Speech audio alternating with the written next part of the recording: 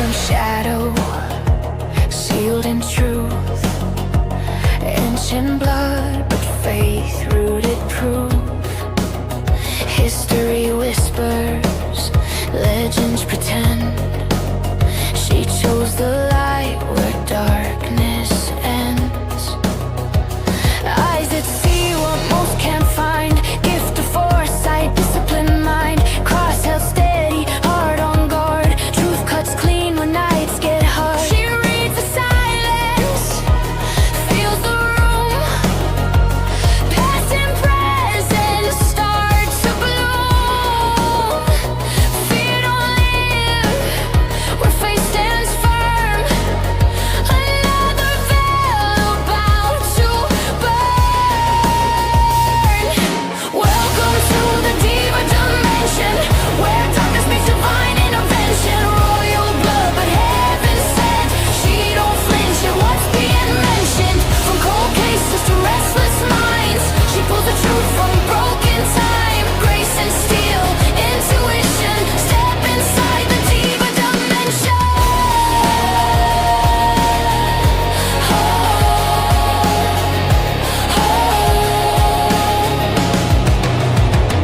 Duchess title.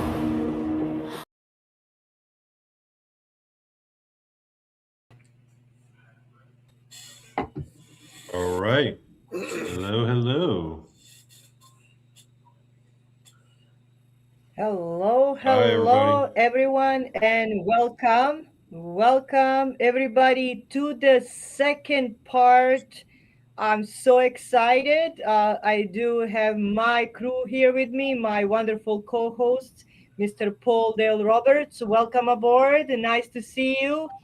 Nice to see Miss you. Sue, All right. I call her my Orthodox sister. Welcome to join us again, my lady, and I'm so glad she's the newest member of our team. So we're really happy to have her. Very talented and gifted. I have really good friend. I must say, we started being a friend just following each other's shows. I count him like my right hand, our technician, our backstage man, Mr. Donny Cho. Welcome aboard. And of course, Pops, thank you so much for being at the back and helping us. Today, we're gonna go back to our two wonderful guests. I have Miss J.M. Hellock, author and writer, experiencer, and much more. We couldn't do this show, just in a 1 hour, hour and a half last time, so we have to extend it. We're gonna go deeper into the rabbit hole, and we have Rabbi Roshtal here. Welcome aboard, ladies and gentlemen. Let's enjoy this evening. Let's go deeper into the rabbit hole. Paul, I'll toss my torch to you, and let's start this wonderful show. Good evening, everybody. Good evening. And yes, thank you very much. And I'm going to go ahead and talk a little bit about J.M. Halleck. She's an author of a book called Stitches.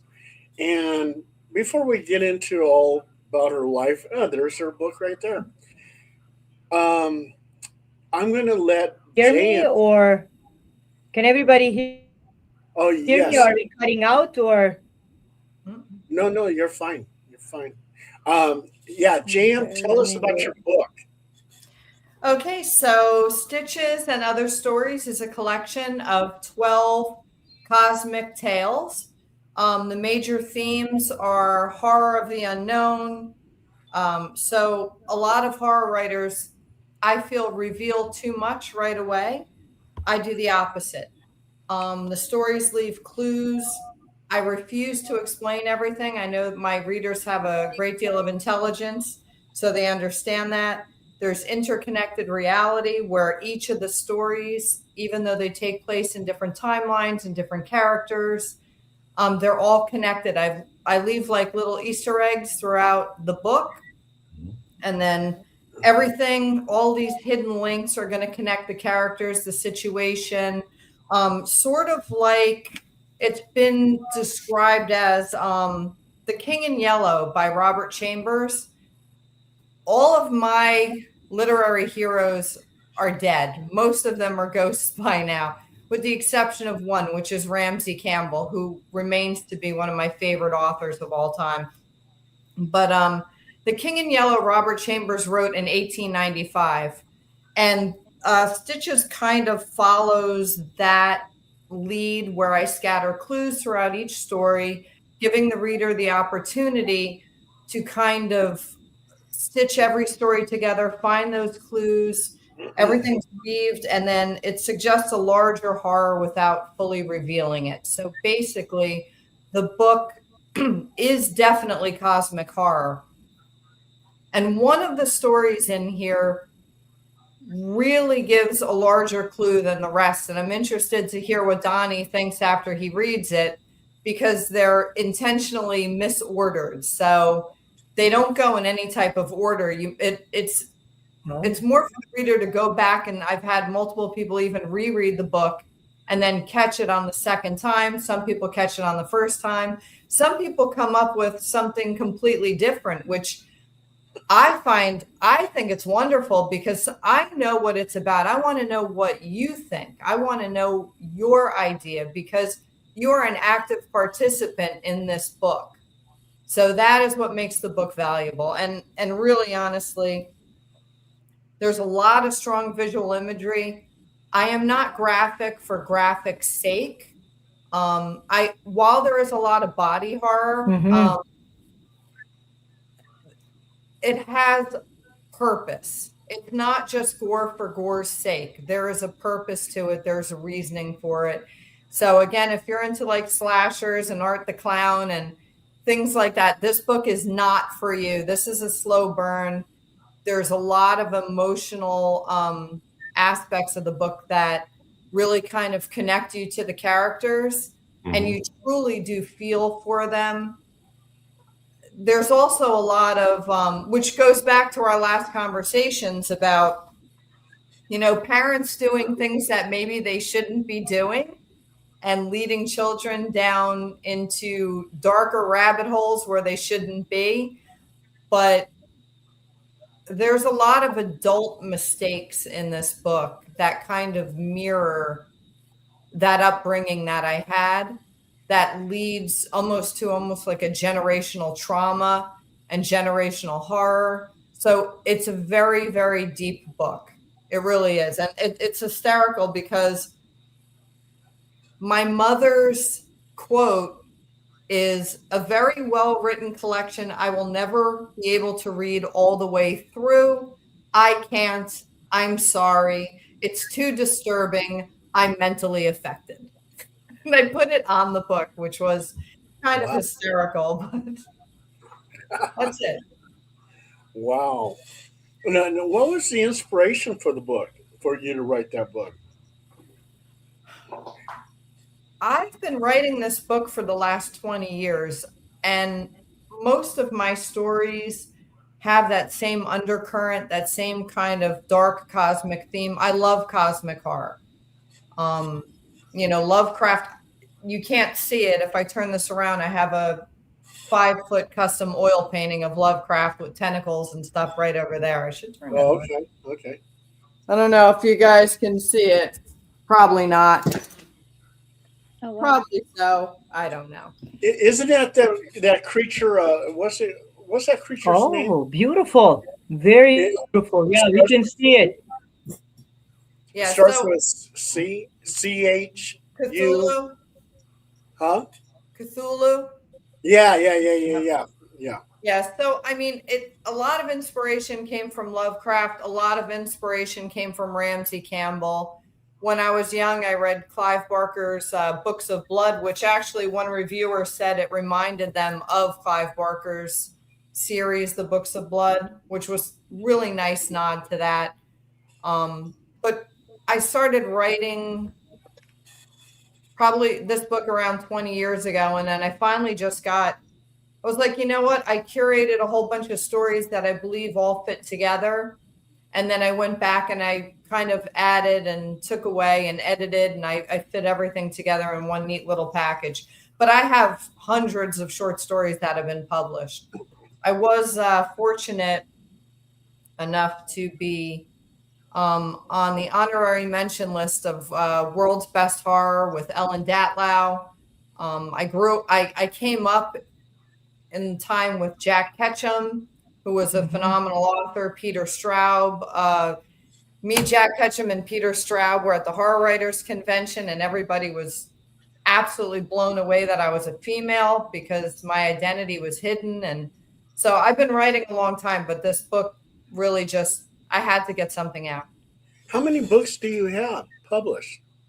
This is my first book, but I am like a lover of short fiction.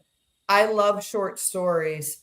Writing in long fiction right now is kind of difficult for me. Oh. It's harder to do that, but I do have a novel coming out soon. But I've probably been published in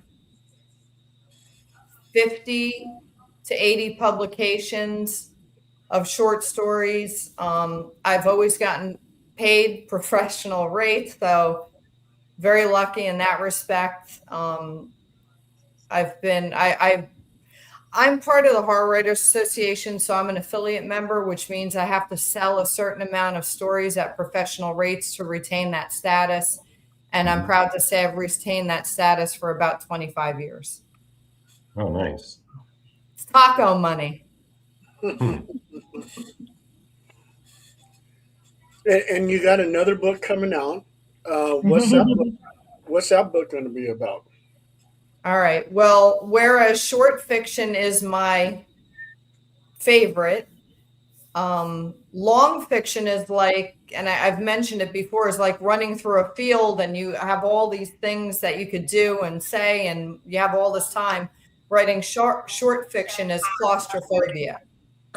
So, we got an echo. I apologize. I accidentally pressed. I'm trying to send a message to the Instagram. So I apologize. Okay. I was trying to get a message. I'll remove that, Danielle. I'll remove it. Awesome. Yeah. Yep. So writing short fiction is questions. Thank you so much. I should. Now, Danielle, you're freezing again. So Fig is going to be, it's a novel. It's a world ender, a world bender. It is absolutely. We have a very bad storm. We have a very bad storm. We actually have, they said that we're going to have more rain than we will have in 3 months. So my sub pump, like, because we have a house on 3 levels, was actually flooded this morning. So it was pretty bad. We cleaned it now, but we are not the only one. But it's if you type in a place where I live, Edmonton, Alberta, like it's saying it's rainy like crazy. So I'm sorry if I come in and out. They're like internet disconnected, everything. It's not done on purpose. So if I disconnect, then I'll then connect back on my phone. But I shut off my phone because we were getting 2 questions from the Instagram. And then I accidentally, instead of putting it on a hold to go connect, if I get disconnected here, and I answered there. So I deeply apologize for that. Not done on purpose. Okay. So basically the novel is like Indiana Jones meets Evil Dead meets 28 Days Later. It takes place in England. There's a cast of characters that dig up something completely unwanted, not just the ire of the Salisbury Society, but they just dig up something that changes the fabric of the universe. And the title of it is Thig, Thig, which means to beg in, I think it's Scottish. So that's coming out. I'm probably going to have that novel completed. I'm almost done. I'm at like 65,000 words. So I figure in another 2 months, I'll have it complete. You know, when I was a kid, about 8 years old, I was writing a diary, but I didn't know it. But every day I would write something in there. And my mother came over to me and she goes, "What are you doing?" I said, "I'm just writing." And she looks at me, she goes, "You're writing a diary." So I've always been hooked on writing. And that's where I write a lot of stories. magazines. I write a lot of books and everything else. Did that same what I experienced as a child? Did you experience as a child where you just were compelled to write? Absolutely. It is something, and I'll say it again, authors are haunted people. We Oh are yes. haunted. We have got this entire cast of characters, these souls that are just trapped in our imagination and our psyche. And it's almost like imperative. You have to get the story down. We don't know who they are. We're going to put them through horrific things. They basically write themselves. And Paul, I'm sure you know, as you're writing a character, you don't really have a comprehensive understanding. At least I don't. And then once I start writing that story, they tell me everything I need to know. So really, our heads are filled with ghosts. I mean, we are Yeah. just a haunted people. And it is imperative. You have to. And like to your point, like when you were 8, I remember when I was a little girl and we had a well, other than a haunted house, we had a cast iron stove. And I was probably Paul's age, like 6 or 8. And I had said to my mother, I said, wouldn't it be interesting if the doors kind of poofed open and there was a whole breath of just ash that came out? And in my head, I envisioned these hooves, like a satanic hoof, like coming out and burning hoof prints into the floor. I was a little kid. So for me to have that kind of thought in my head and then write it down on paper, like you, Paul, I wasn't writing a diary. I was writing, there was always some sort of horror. We joke around, we say we have a horror gene. The Helix have a horror gene for sure. I have a question for you, Miss J. Yeah. They also say trauma leaves a little bit of an imprint on all of us. Probably. When you talk about, your past and you talk about what happened, you know, to you as a child, basically what you experience, I also found it very traumatic. I'm going to go from the medical experience and from my studies. So I think you expressing yourself through the pen and paper and sharing this with the rest of the world was helping you to get rid of whatever was hunting you and these creatures. Um, I know sometimes it's very, very hard for parents to accept such a hard mistakes, and I don't blame them because it's not their fault. Maybe sometimes it's not their fault. Sometimes maybe they're trying to do the best they can. Especially if they have another, partner or whoever is doing something, and the other one couldn't protect them, or they were single parent, or they were acting as a single parent because the other one didn't care. There's many different ways the child can be raised. So when you put that in your book, I would like to know, did you feel relieved? Did you feel, okay, finally the world can see what I felt, what I did feel and experience? That would be my major question, because I cannot wait to have your book in my hands. I am an old traditional soul. I like book in a paper. They go like, Me oh, I too. like the digital books, but I like the, even when I go and do my conferences or whatever, I always have my paper in my bags. It's just the way it goes. I love digital world, don't get me wrong, but I like also my real feeling of a book. So how did you feel when you did express all of those experiences to the pen and paper? Did you feel relieved? Okay, so this is going to be a very strange answer. I wrote the whole book. My girlfriend read it and Mm-hmm. she said, man, there's a theme. Did you notice there's a lot of kids in your book, that the adults make these terrible mistakes?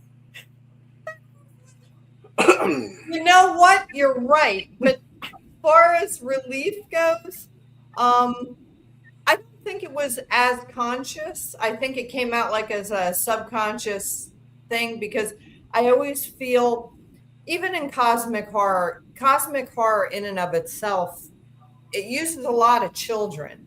If you look at Yes. like a lot of the stories, they usually use children because I feel like most people could connect to that feeling as a child. Yes. So when they're reading these things, like with cosmic horror means you don't matter. The universe is going to do what it does, and you Mhm. are insignificant, and it's going to do whatever it wants to you. It's going to have its way with you, and it's just going to Yes. leave you in the dust. So that's a very good question because did I feel relief? I always feel relief after I've accomplished something like that, after I've written a story, when I'm satisfied with something. Did I consciously realize it when I was writing? No. But now in retrospect, when I look back and I go, holy crap. And don't get me wrong, I had a phenomenal childhood. It's just that Yeah. I was in a household where I did have a single mother who was trying to do her best. And I had explained it to Paul previously with all of the entity activity and all the weird crap that was going on in the house. I felt like a gazelle on the Serengeti. Yeah. Like I was the prey and these things were just waiting in the wings. And by the grace of God, and it was only by the prayers of my grandmother, I'm convinced of it, I've been rather protected. But it doesn't mean it didn't put me through hell, because it did. Yes. Yes. I'm I glad. actually, And you know what? I'm sure your mama did the best she could, you know. We're all Like just doing the every best we parent can. tried their hardest. Yes. Every Mhm. parent tried their hardest and their best, you know. I always say, even to my mother, you did the best you can. You're the best mom in the world. You know, lots of times people do forget to say thank you to their parents. It doesn't matter if they're biological parents, adopted parents, uncle, aunts, social worker who raised them, foster parent. Like whatever this child went through, it's up to them to decide. Then I had the best time and somebody to lean on. So, but especially through that kind of experience, when I was doing my research and my study, I found out that people feel relieved because finally they could share the story with the rest of the world, and they felt like, okay, rest of the world can hear really what happened to me. And it could be paranormal, it could be totally different experience, it could be something like you say traumatic, it could be heavy illness, disease, God knows what else. I wrote a book. I know Paul, Donnie. Oh, Sue, I must send one to Sue and Rabbi. Please send me your email address, like your addresses through my email. So I'm going to tell you something, Miss J and Mr. Rabbi. I wrote a book about my mother. The book is not about me. I'm not a main character, neither do I need to be the main character in this book. It's her fight and her survival over the cancer. Every single detail in that book went through the research and the study, because in Canada we cannot publish the book, especially if it's involving the cancer and the names. It takes about 2 months for them to go that you didn't lie, that you're asking for profit or anything, what I never did, and everybody knows that. I wanted just the world to see her story and how all of this started. I read the book like once when I was reading it before, like proofreading it. I never read it back again because I never had guts enough to read it all over again. I know every single sentence by the heart. I know where is the dot. I know where is the comma. But that experience, for example, I released that traumatic experience on a piece of pen and paper, trying to explain to the world what kind of hero she was for me, and she always will be. But I never had a guts to take the book and read it back again. People will ask me the question, and I explain you every detail. But because of that, of the experience, I wasn't capable of ever reading it again. So that's why I was also asking to see if Yeah, you somebody can't can relive relate. it. Yeah, if somebody can relate to me. But if three of you, I before we leave, I'll give you guys my emails, and you can send me your address. Of course, not publicly, and I'll send you also, guys, my book. I would like to share my experience with you guys. Then you can ask me questions and say, maybe I understand why Daniel didn't want to read it back again. But yeah, a little bit Danielle, about are you talking about your book, The Magic yes, of Spirit Lake? yes, Yes. yes, sir. Yeah, she sent me that book and I did a book review on it. It was a very good book. Thank you, sir. Thank you. Thank you. And I deeply my appreciate. mother right now has lung cancer. They removed half of her lung. Oh, I'm so sorry. Yeah. It is a quite heavy disease. It is psychological disease. It's not just like something that will the entire family goes through it. For me, like she was stage 3. I know it's a little bit off the topic, but nobody couldn't believe that she would survive. And I said to myself, no, I'll fight. I will never let her go. So I will do the same. When I go to the Spirit Lake, I do that for a lot of people. You can give me the first and last name for your mom, and we can also light the candle for your mom. It would be my pleasure. I do it for many people. Then I take a picture and I just send it to them. But yeah, it's not me. This is a power of above the god, and like they call it a magic, but it is the magic, the powerful lake. But I think it's quite beautiful that we can share our experiences. I have a question for you, my dear. Now that you are a grown woman and you're talking about those experiences, you know do you ever think that they may come back to hunt you? Do you ever think that's maybe who I am now because of it? How did this help you shape your world today? Well, I up until about 5 years ago, I did have the fear that I would be, it would return.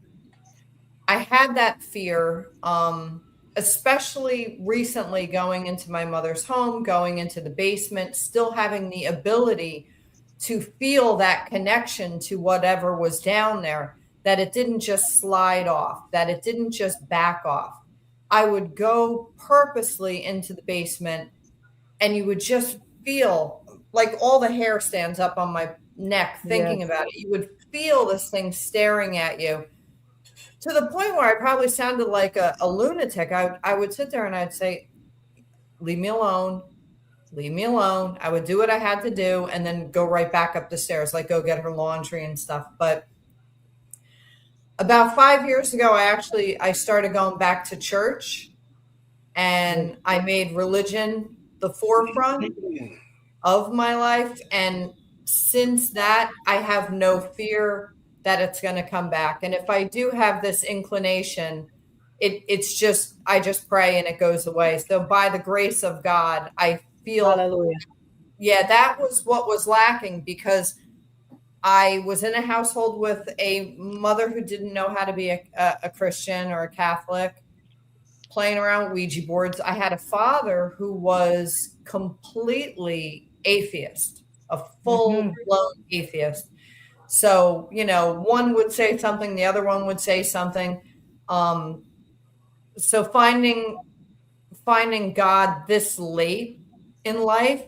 I just had a birthday. Sue knows I just had a birthday. Oh, Yeah, happy birthday! Happy birthday, and many more, many more.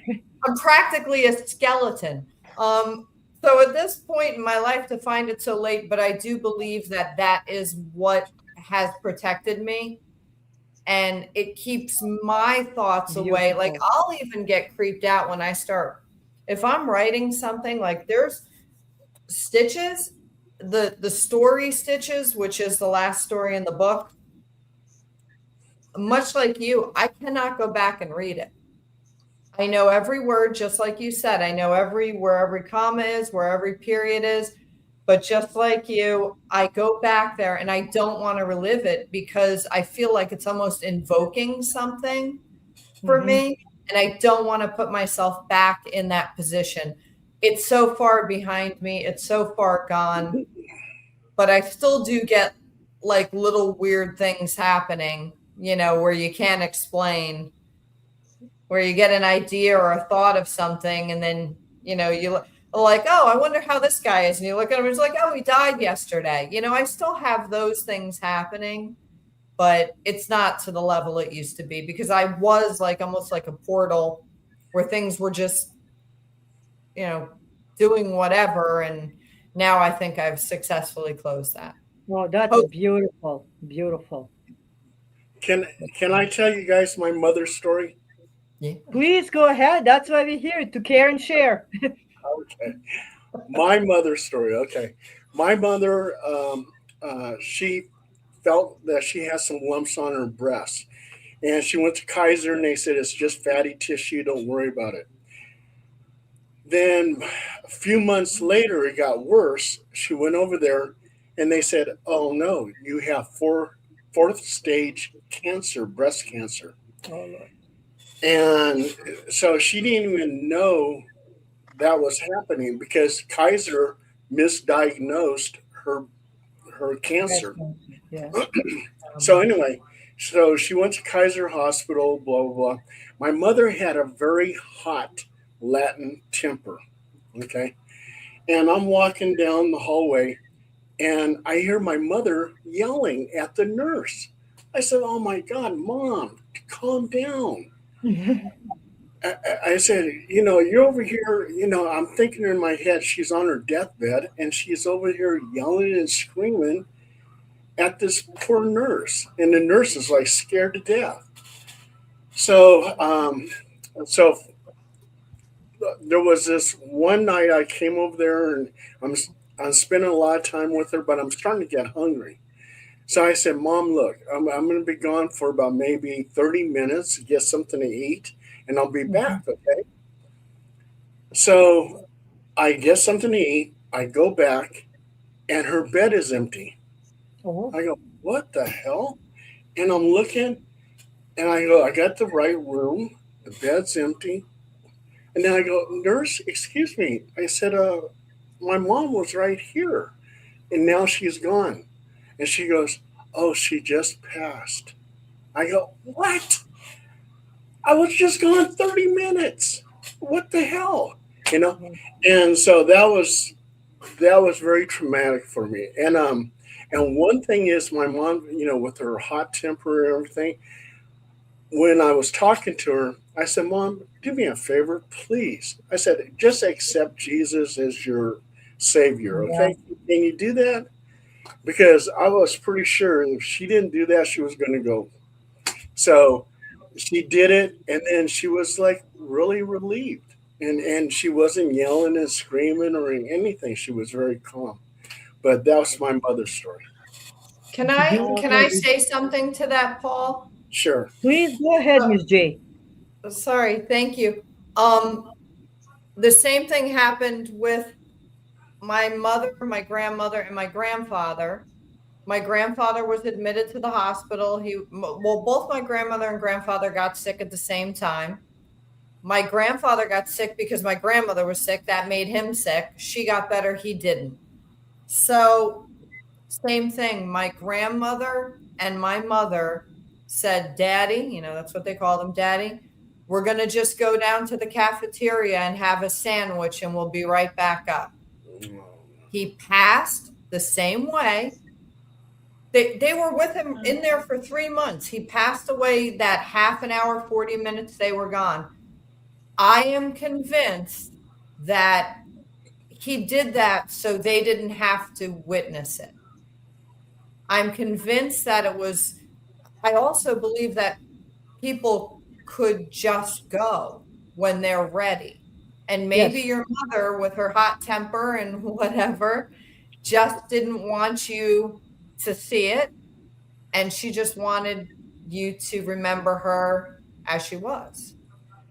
It's a possibility. That's it's a good possibility. Yeah. Possible too. When we think about life and death, they always say, if you believe in life, you must believe in death. If you believe in angels, you must believe in demons. That's the way it goes. If you believe in light, you must believe in darkness. We like it or not, but they're really strongly connected. It's the as so above, as each so other, below. all of these opposite sides. advanced.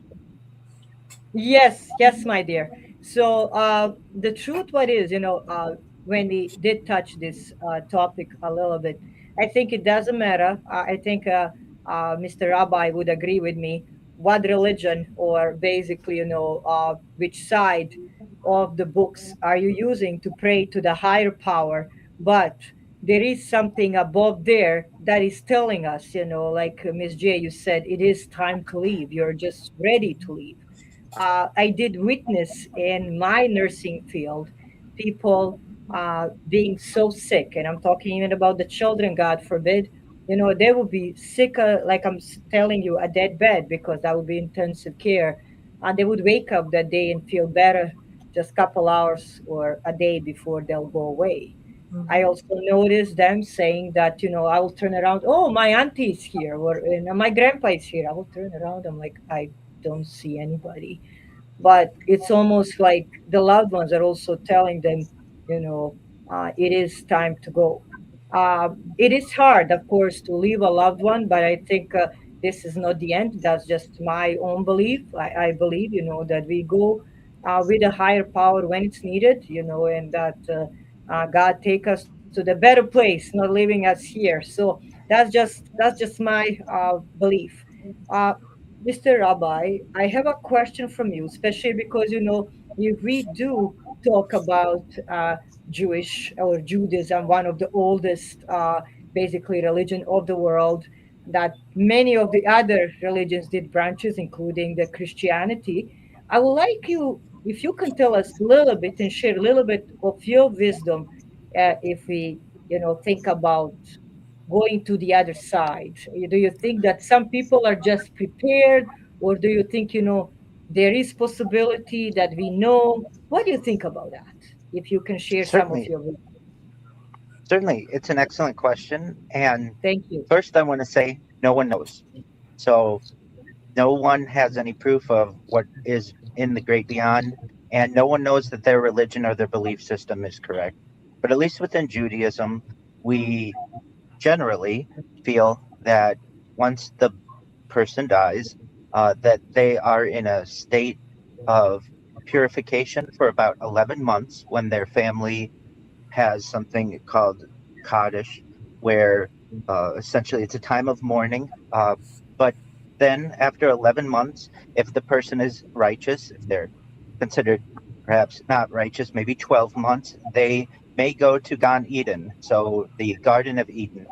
And Hmm. there are different Kabbalistic thoughts on what may happen. Without going too much into detail there, we within Judaism have an idea, perhaps, that one day when our Messiah comes, Mashiach, there will be perhaps a revivification of the dead or a resurrection of the dead, and that the righteous will be brought back to earth in Hmm. one way or another. There are Kabbalistic thoughts, something called the loose bone, essentially where your coccyx is, the very tailbone, is the hardest bone in the body traditionally, and that bone will be used to maybe one day be able to resurrect the dead or revivify the dead.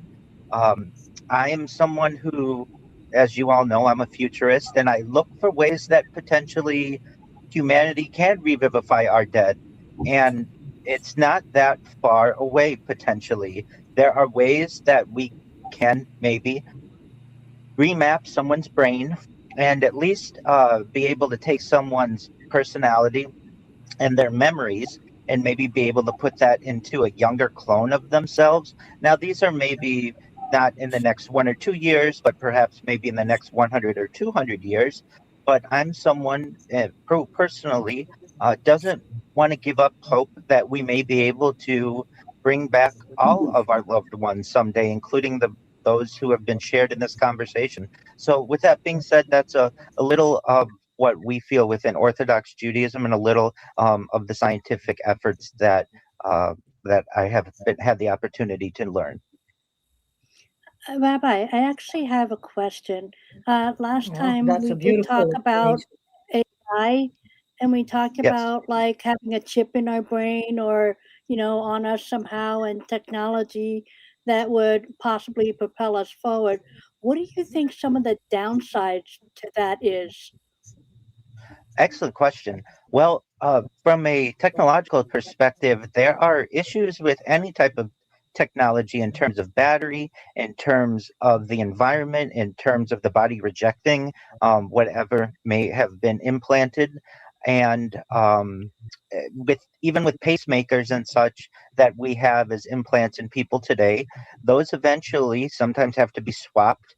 Yeah. Some of the technology within them wears down or needs updates. Those are all issues that occur. There's also a security aspect of what if someone were to perhaps hack into someone's Neuralink or someone's brain computer interface.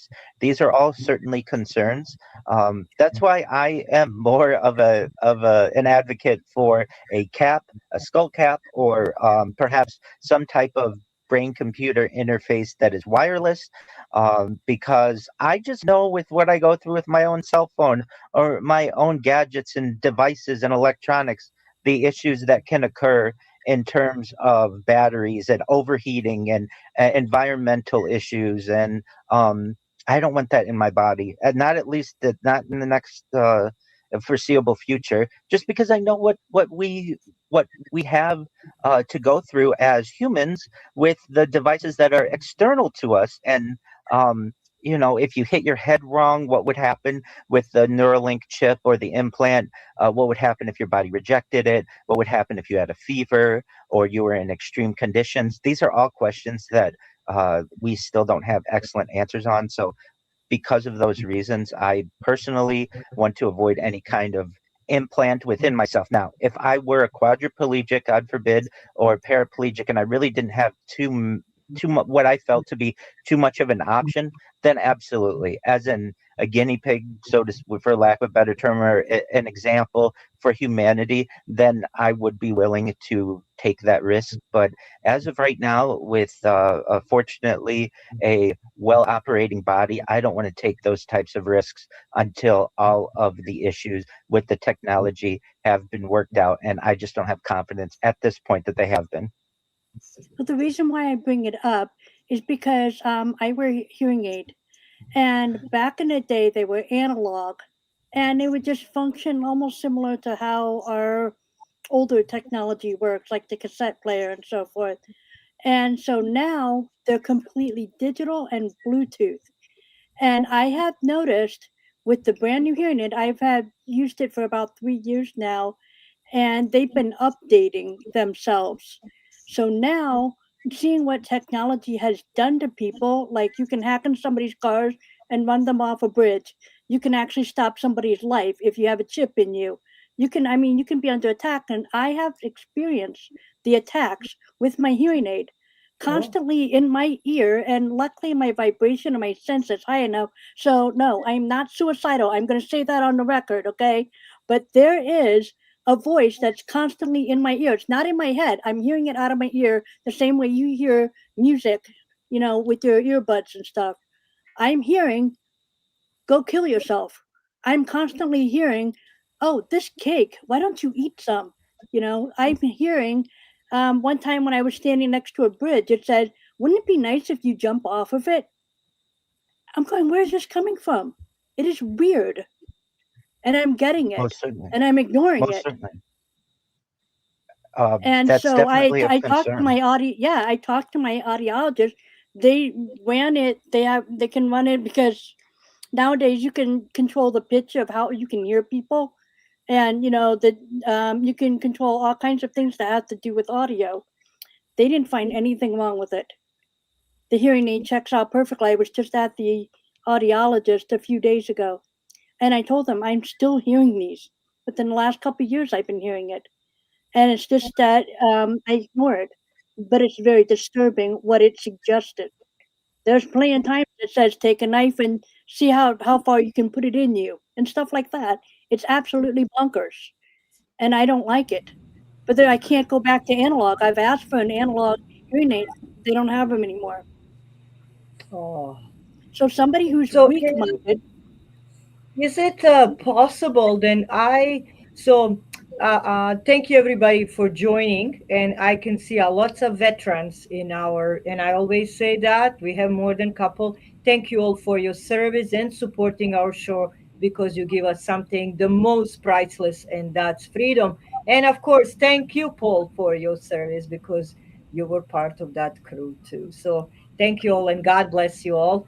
Uh, I must say, in my family, ladies and gentlemen, I did have a lots of military men and women. I work very closely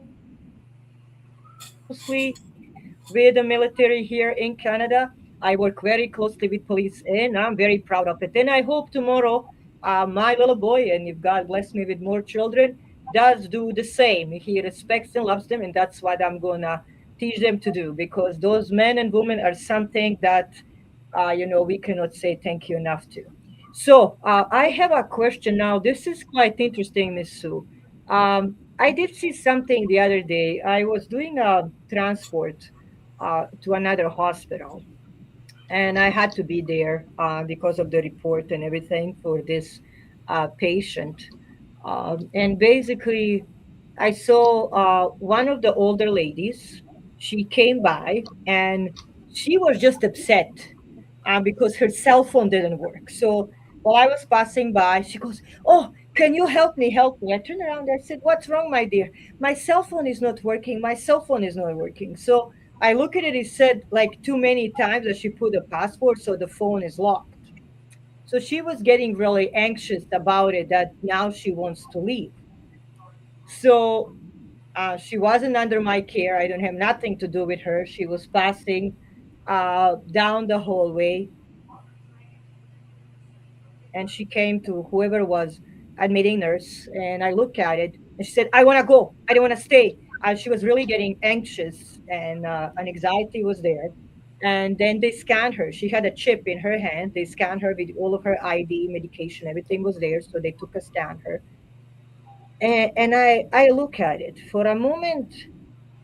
As much as we can love technology, Rabbi, I do agree with you. I was looking at it.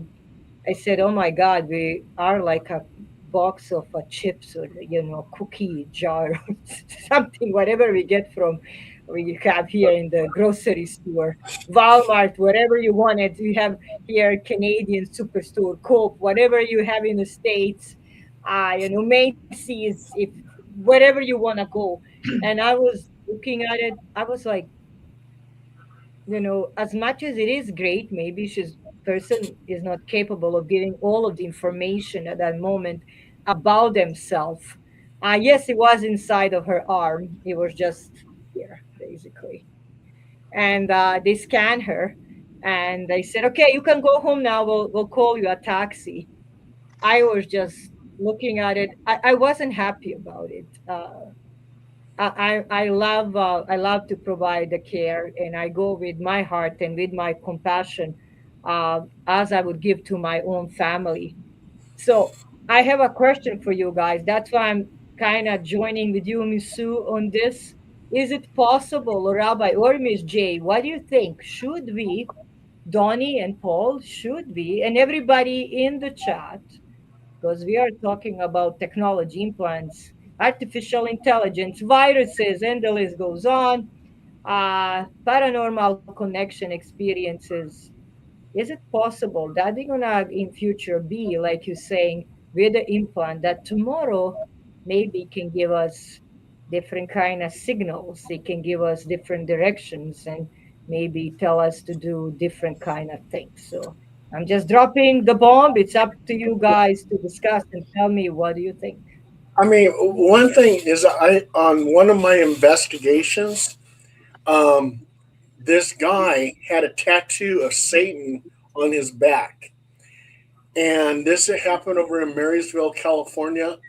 And he said that there was a demon in the house. They were attacking the family and everything else. And I told this guy, I said, you need to get rid of that tattoo is one thing, and then get a full submersion baptism. Well, he didn't want to do it, Mhm. and they still had the problem. But there was a police officer who was part of my team, and she was investigating with me at that house, and the demon attached itself to her, and it was Wow. telling her in her ear to go kill yourself, take a knife, slit your wrist, all these horrible things. And I said, you need a full submersion baptism. And for some reason, her priest was hesitant in giving her a full submersion baptism. Well, I said, well, I'll do it. So I went down to Modesto, where she lived at, and I baptized her whole family in the swimming pool, and the demon was gone. Sue, if you're getting these kind of weird messages, that's something that you might want to look into is get a full submersion baptism because Okay. that's a basic form of exorcism. And if you have an attachment, the attachment's going to leave. Okay. Okay. I agree I with agree with Paul. you. Yeah, I agree with Paul. If I mean going to the technology aspect of it, like what Rabbi said, yes. You know, people hear all kinds of things. I heard those things as a child and I didn't have a hearing aid. There was nothing to actually do that. I heard it, but what it was absolutely demonic. It wasn't telling me to harm myself, but it was intent on harming me. So this sounds like it's intent on harming you in a different type of way.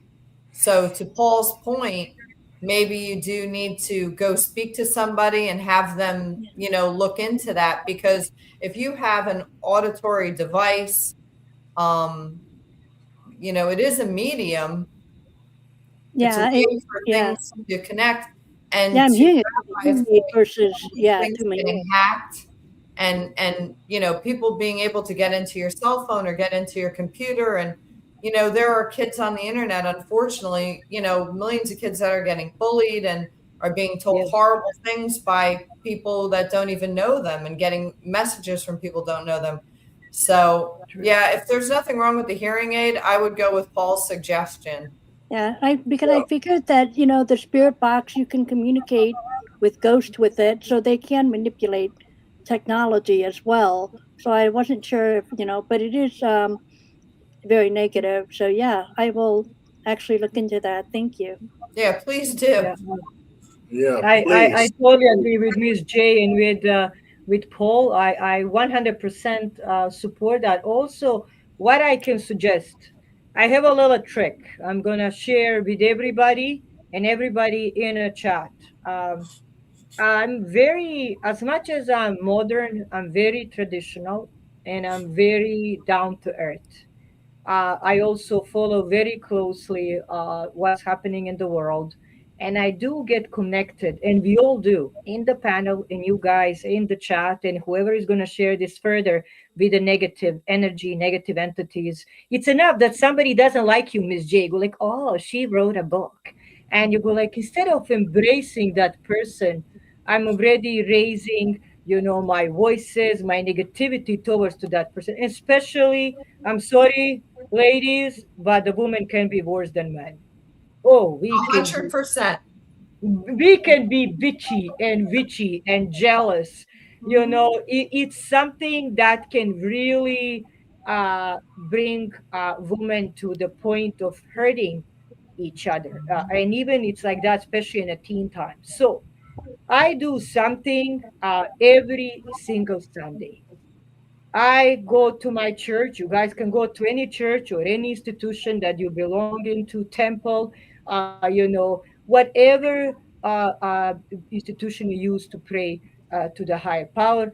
I got my holy water, and I have a holy water in my house now. And when I'm Yeah. done with all of my shifts, with all of my work, with all of my writings, email, and negativity from the other people, I go and I have a shower. I wash my hair, I rinse all of the water, and then I take a little bit, just a little bit, like this is my teacup now, but it can be even like a 1/4.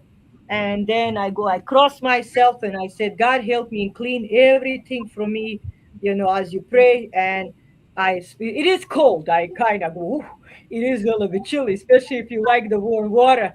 But then I also that time basically feel a little bit relieved, and you feel like you're removing the negative energy from yourself.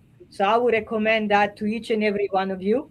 and I would recommend that to you, Sue. But and of course, the full immersion, like Mr. Paul is doing, that's totally something. There you go, Paul. Yes, beautiful, beautiful. And I think it's very important, especially Ms. J, with what are you also saying, and through your experience and with the book. Please do pay attention and be purchasing the book on the Amazon. Is it on Amazon, Miss J? Or I It know is. yeah, I got it only to the Amazon. I don't know if in the States they have it somewhere else too, but here in Canada we have it only on the Amazon. So Right please, now it's Amazon through Nightmare Press. That was my publisher. so please purchase it and order it, and I'm sure you will find this story quite fascinating. You may read something that you experience yourself, because you never know what basically can be connected to your mind or to your past or to your childhood. But that's what I do. I'm sure, Donnie, you heard about that because I shared this more than a couple times, I think, on our shows. Uh, uh, so I would like to know, Mr. Rabbi, we did mention here different kind of stories. We're talking about the implants. I just explained the patient that I saw having an implant on her hand. You being part of, like you're saying, going to the future, artificial intelligence. Are you thinking with your own research, wisdom, and the knowledge that we are coming closer to the era where actually artificial intelligence will be taking over the humanity, or basically it's already coming to that? It's an excellent question. And Thank you. when when we when we hypothesize these types of outcomes, it's really from the transition to from artificial general intelligence, where a an artificial intelligence platform basically has the same knowledge as a human, into what's known as ASI, artificial superintelligence, where a platform is able to compute at many times faster and many times more accurately than humans can comprehend. And the key to any type of platform, any type of engine, is the ability to turn it off. Because at points, there may be aspects where you do not want an AI or some type of robotics to be able to perhaps do more damage than what what you as a civilization would want. There is a hypothesized end game kind of idea that is known as gray goo. And so, what gray goo is essentially a hypothetical scenario where self-replicating nanobots consume matter uncontrollably. We don't want to get to that point, certainly. We want to be able to turn off AI before we get to that point. And so, with any type of system that we may have, it's very important to be able to shut it off. And if we always have that type of control over the system, I feel that AI can be utilized in a safe manner. If we allow AI to self replicate or perhaps have too much uh, uh, of an autonomous state, then we will end up perhaps having some major issues.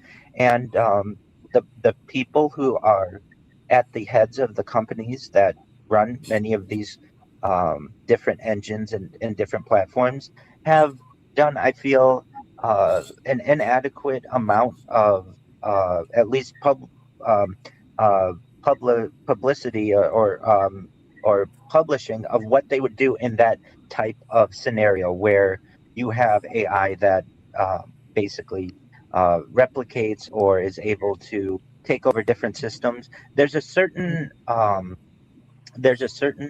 point where AI will have a lot of control over humanity, and that's not too far away. I saw a former Google engineer in April of this year said that it's going to be about a month or two before all CAPTCHAs in the world can be solved by AI engines. And Wow. the idea goes to as well with passwords and quantum computing. There's basically a race for the a usable quantum computer from governments and companies around the world, because with that type of computing power, it means that you can get into the passwords of all of your enemies and all of the banking systems immediately. And so there is a race to be able to get this type of technology before your competitors do.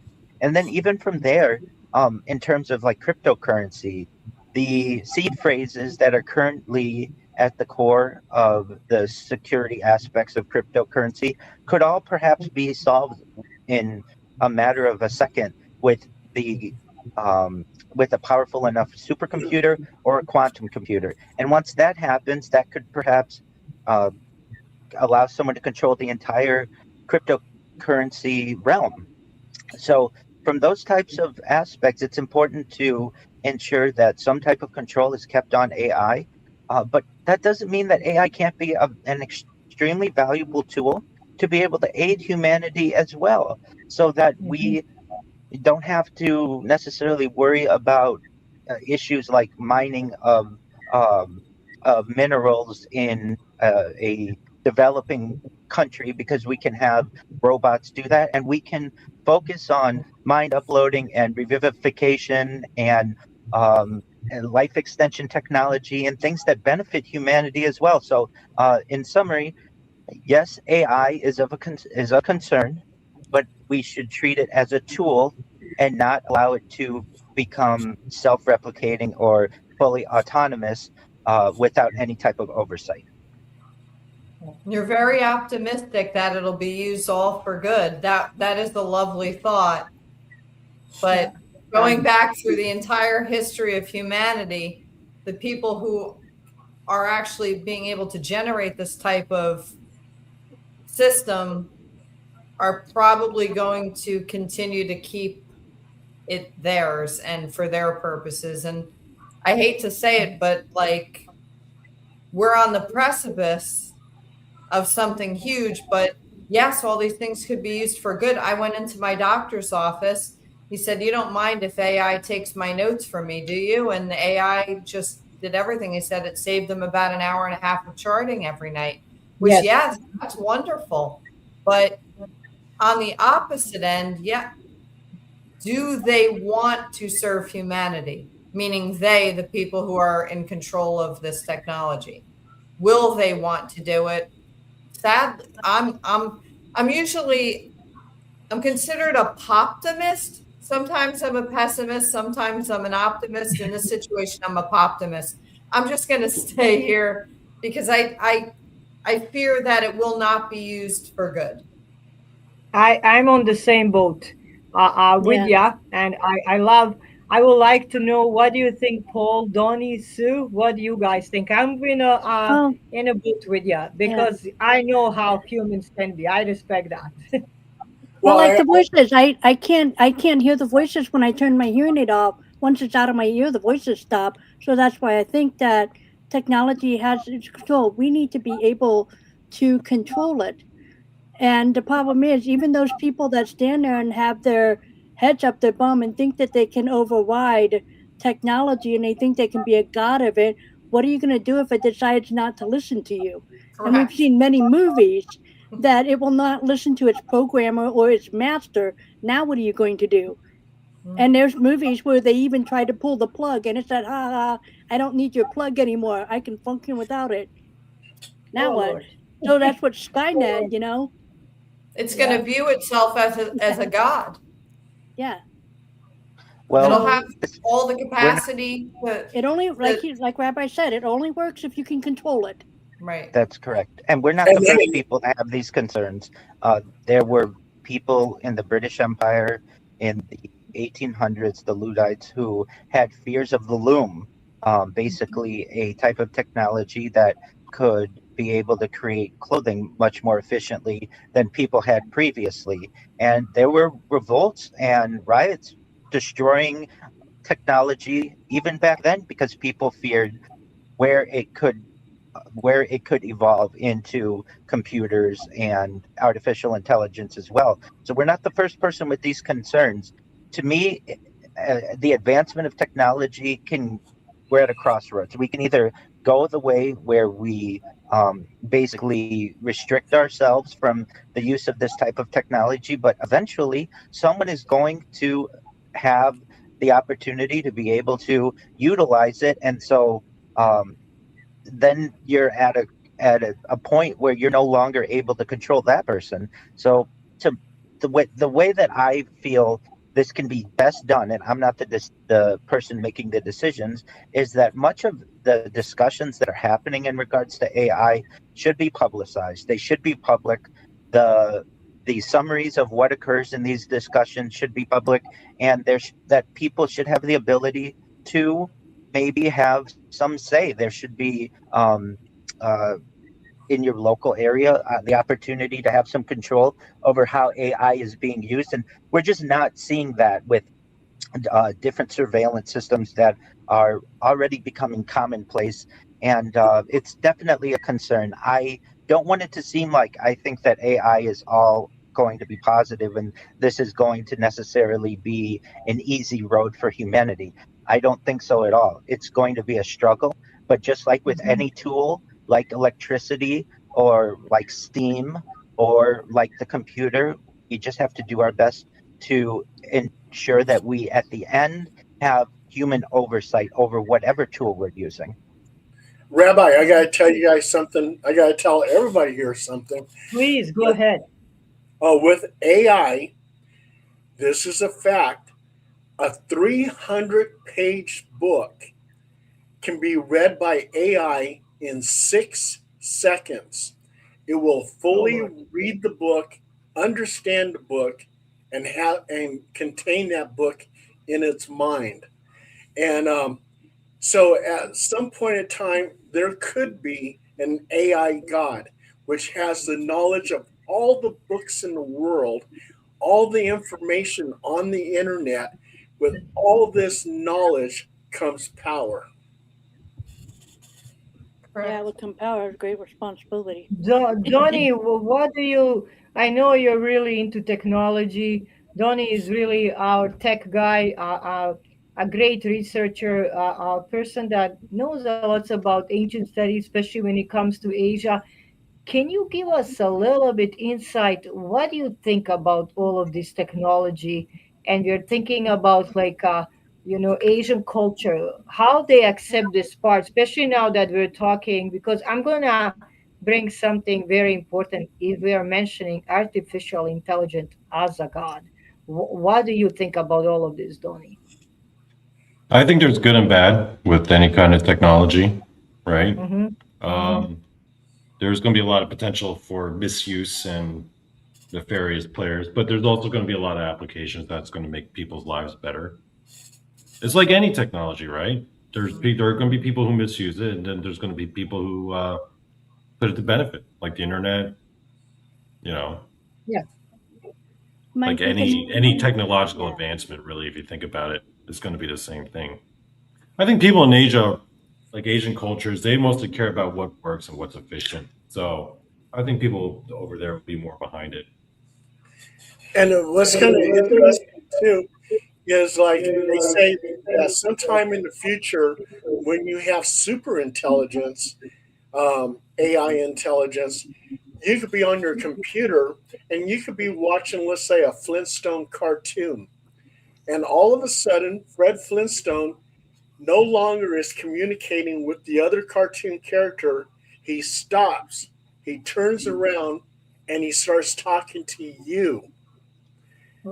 Superintelligence can bring these characters from movies, cartoons, whatever, alive.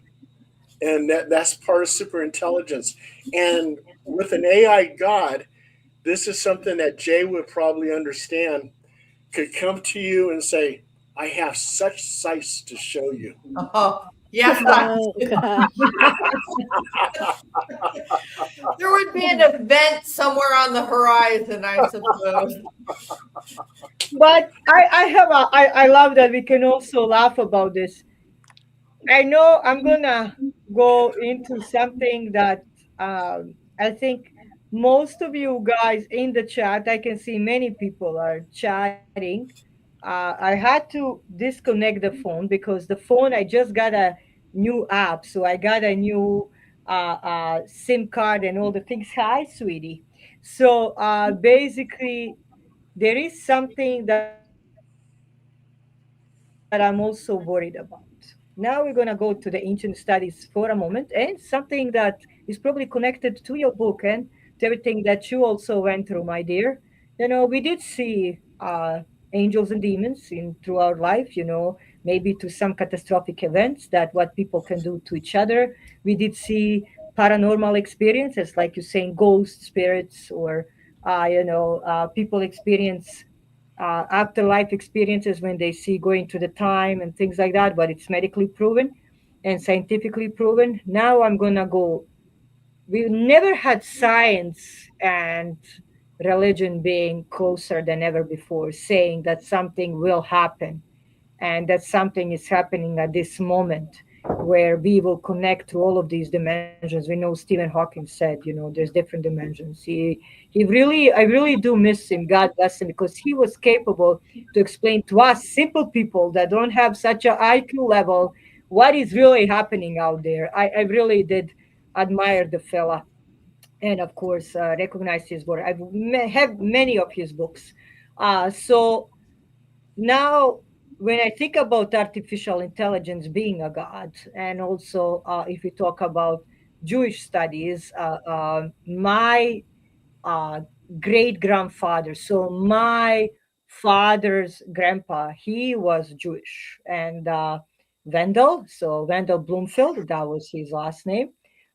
He basically talk about a lot of things that happened during the World War II, and how Nazis were trying to go and make the spaceships, and the list goes on. So to me now, I'm really worried.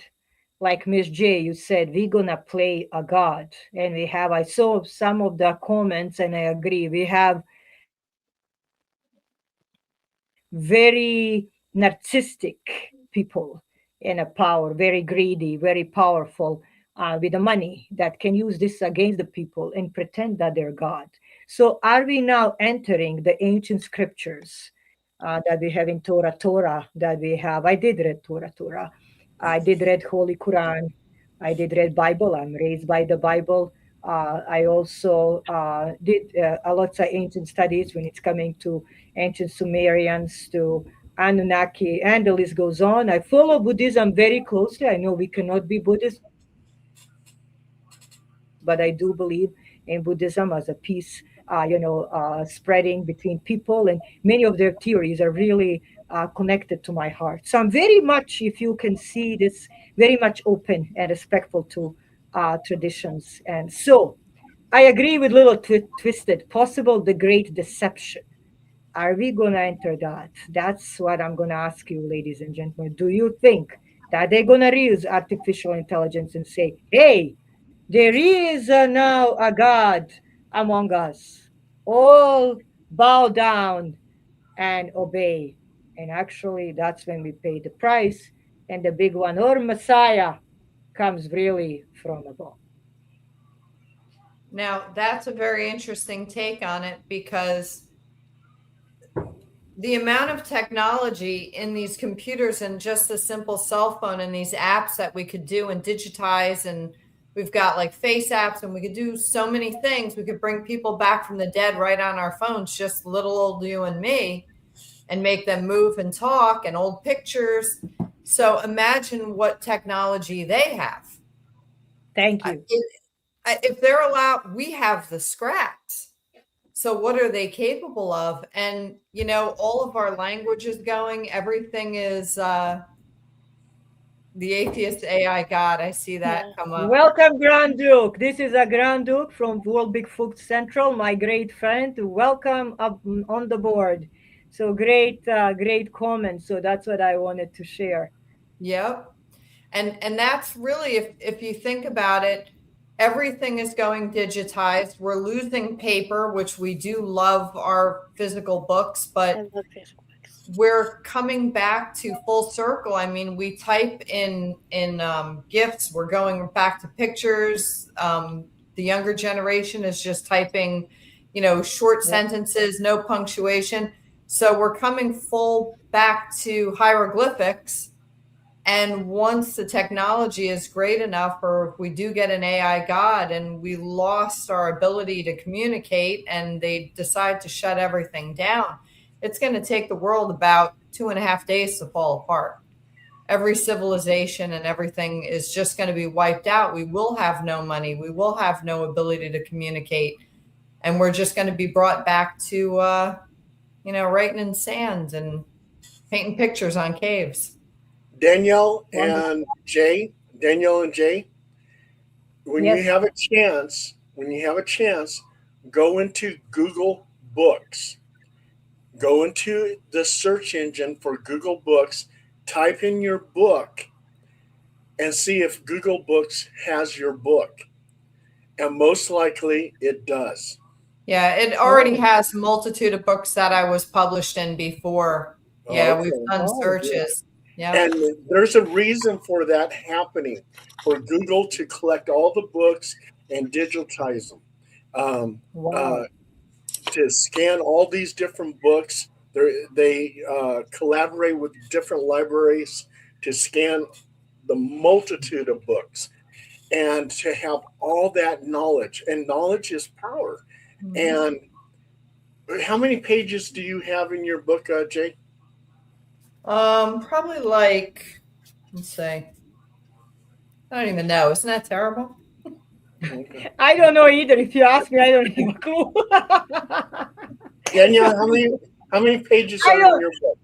Please do not make fun of me. I'll be like Miss J. I don't have a clue either. Danielle, how many pages are in your book? You know? In the new one that I just submitted to be approved is 785. Wow. Okay, so But that one is a new novel that it's coming out. That one so is submitted. the AI God is going to take 12 seconds to read your whole book. Yep. 12 seconds to read your whole book. All that hard work for 12 seconds. It's not worth it. Here's one of my books, and it has doesn't even have a number on there. That tell me how many. Even better. We are all in the same boat here, okay? Well, a concern that I actually have is that two things. One is that they're going to try to sell AI to the public, all the good stuff about it, so you can unlock your doors, you can pay for your things and stuff like that, and they won't let people know the downside of it. The second thing is my big concern, because now we have holographic technology, we have AI, the bad guys could easily bring down some sort of ship, whether real or not, and they could convince people to go on the ship. How do we know that's not a slave ship? How do we know that's not a trap? How do we know, that Well, we can't believe our eyes anymore. We can't believe. Exactly. Yeah, that's it. It's done. It's over. What are they building up to? Right. But we used to be able to believe, you can see whatever, but, I'll believe it when I see it. The old adage. Well, now you can't even believe it when you see it. So what's left? Nothing. And Moon at Noon X, he says we went from horse and buggy to space flight in 80 years. That's right. Human society with 5,000 years on us could make us believe anything. That's right. Well, here's the weird thing. How come we went so fast on our phone? Look how fast we went from the telegraph version to the phone on the wall with the cord and all that. And now we have this digital handheld computer. But how come the cars still suck? We're not having flying cars yet. I think it's control, and be able to see us. Because why is cars taking so long to evolve? But phones could evolve quick. Yeah, and also don't forget, I personally do think it depends how fast this technology will be released to the public. Like, I think, Rabbi, because you are really involved into technology and into this world, do you think that they're releasing us a little bit by little bit of certain products so we don't get overwhelmed? Or if I can say, panic and get into hysteria or even get obsessed. Because I love, Miss J, what you mentioned, and I deeply respect it. Like, when I was a kid 43 years ago, that's 13 years ago. You didn't hear me. I was kid 13. So basically, all what you needed to do, you had a ball, you had a piece of paper, you had badminton, you had tennis. The biggest one was Mario and Tetris. Yeah. Nobody played. After a couple games, you get bored and you go back to fields, you go back to your imagination. It was quite fun. But today, if you don't minimize the basically technology time with your kids, it really can play with their mind. And that's what I'm doing. There is a limit, with basically technology and the screening you can play with. You should be educated about it because this is the world we're living in. I'm not against it. And you should go with it. But there should be also limit that because some of the kids don't even know what time is it till you don't look, oh, is this yellow or green? Let me Google it, and I go like, this is wrong. Like you're saying, they don't know nothing. So it's almost like they're programmed by certain programs, like we're programming our phones. So that's what I wanted to ask you, Rabbi. Do you think by our ancient scriptures that these technology advancement things are actually going to be very dangerous towards to our populations? As much as we think, I love them. I love that we have CAT scans, CT scans. I like that we can chit chat like this, that we can meet each other, develop friendships, destroy the diseases, fly to the moon. List goes on. I'm really for it. But then we have something that is called dark web. Then we have something like Miss J said, that bullying and hunting on the internet, kids being brutalized and violated, wars starting because of certain things and whatever. Now we're fighting for the universe. We're not fighting anymore for space on the land. There's more. They're saying that there's more fights above there than it's on the earth because everybody wants a different planet or whatever.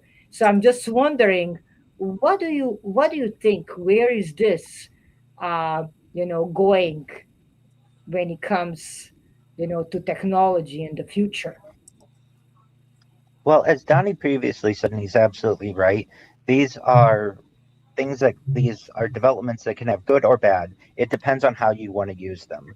And just like when we had the discovery of fire or the wheel or steam or electronics or computers or AI or robotics, whatever it may be, they can be used for good or bad. From an ancient standpoint, the people of thousands of years ago perhaps had some type of ideas of what could be of the future, but really their vision was limited, and even our vision could arguably be limited to just what we can see within the next century or two, but perhaps not future millennia or beyond.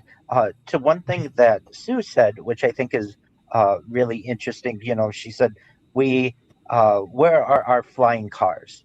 And that's a question that is raised often within the futurist uh, uh, discussion. And many times people don't realize that maybe we already have what some people may consider to be flying cars with the helicopter. Helicopters are used every day. Maybe we don't have access to them, but helicopters are in their own way what many people would consider to be a flying car. And also to Sue's point about control, I think there's a reason why you can't buy a flying car that takes off from your driveway into the sky. And as I've learned, or just really discovered, the governments do not want to give people the ability to move in 3 dimensions. They want to keep us on a 2 dimensional grid, and it's easier to control people and movements. So, do I think that we'll necessarily have cars within that can fly within the next decade or so? I don't. There have been prototypes of these types of vehicles that were seen as too dangerous to give to the common person within society. And thus, I think it's if you do want to be able to travel in 3 dimensions, the helicopter is a flying car type vehicle that you can use if you have the ability to do so. And in terms of what also has been discussed with the tools that we have with AI and robotics and their coming really explosion that we're going to see over the course of the next decade or two and then into the next century, we are at the forefront of something very special, and it depends on how we want to use these types of devices for the betterment of society or the detraction of society. And I hate to say it, but just like with, say, the railroad or the computer, we will have a divide between the haves and the have-nots.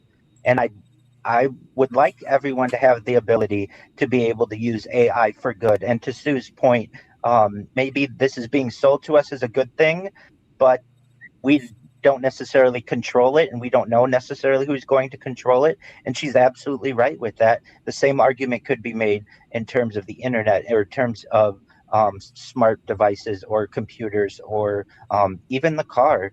Most people on this earth today, most people don't have a smartphone still, or don't have the internet still, or don't have electricity, or perhaps a car and some of these other developments. So we have to recognize that we are very blessed to be able to just utilize the types of technology that we have. And I think a future society will, for many of these AI institutions or industries, will be based on a credit system. You might get 10 credits a day that you're able to use to be able to plug into ChatGPT or Gemini or whatever it is. But then from there, you're going to need the premium version. There will be gatekeepers at every different level, and I wish it wasn't that way. But it's more of the same that we see in current society. Those people who have the wealth to be able to travel are able to have much more freedom than the people who don't have the wealth. So instead of the Federal Reserve note, which we have today, perhaps in the United States, or the euro, or whatever it may be, the pound, or whatever, in the future, you may have some kind of credit-based system, and it's just more of the same with a different name. Thank you, And, Rabbi. and Sue, also to you're asking about flying cars. Where are the flying cars? China. They have the electric vertical takeoff and landing vehicle, and it's called an Xpeng Aero HT land aircraft carrier. And there's been a lot of write-ups on. They said in about 10 years, there's going to be a multitude of these flying cars. Wow. I People think can't that even when you drive do on the flying road. cars, They're going to be driving in the you're air. gonna. I know, but that's the thing. We're already struggling with people who are taking driver's ed, and now you're gonna have to take some sort of a pilot, There's you know, shit falling out of the class. sky constantly. Yeah. Can you imagine the roof insurance going up and fall on their house? I actually took lessons to fly a helicopter and to fly a Cessna aircraft, and I did a nice with the airplane, the Cessna. I ran it down the runway. I got it up. I did some Good. embankments, and then the pilot next to me, he goes, "Do you want to land it?" And I said, "No." There was something about it. I said you can take over on this part. So he landed it for me, and then on the helicopter, I did really good. I brought it up, I hovered a little bit, and I brought it down lightly. So I did actually. So I actually did better on a helicopter. And the reason why I did that is because my father, at the age of 12, he lived in Lehi, Oklahoma, and he was flying a dust cropper at the age of 12. So I said, if my dad can do that, I should be able to do that. So that's the reason why I did that. Wow, that's amazing. Boys and girls, we have a teacher here. So as soon as that flying car Paul, we're gonna come to you. You have to teach us, and you cannot charge us. Okay, it has to be free. God help us. So it's okay. I guess we will survive somehow. It is Oh, yeah. 1:29. Hour and a half goes very fast with each and every one of you. I will mention again to everybody before we leave. I know this is going to sound crazy, but just because it is a very excellent show, I will offer both of you, Rabbi and Miss J, to join us next week. And then we have Dr. Dennis for a week after that. He's going to come and join us and talk about Armageddon and Apocalypse. So it's going to be quite amazing. So you are invited to join us next week. We can continue go deeper into the rabbit hole of paranormal world and experiences, UFO, extraterrestrial, and the aliens. Everybody in the chat, thank you very much for joining us. Love each other, forgive each other, because you never know. Maybe tomorrow we do fly helicopters and cars and whatever. God help us. I will be the first one to get a speeding ticket. That's usually I don't get a speeding ticket during the winter time. I'm very good. But during the summer, I'm like, oh no, there is a light again. So that's just me. So I don't think I'll be good up there. But I never had a car accident. I'm very proud of that. To knock in my rocking chair. So thank you, everybody. God, amen, sister. Thank you, God, for keeping me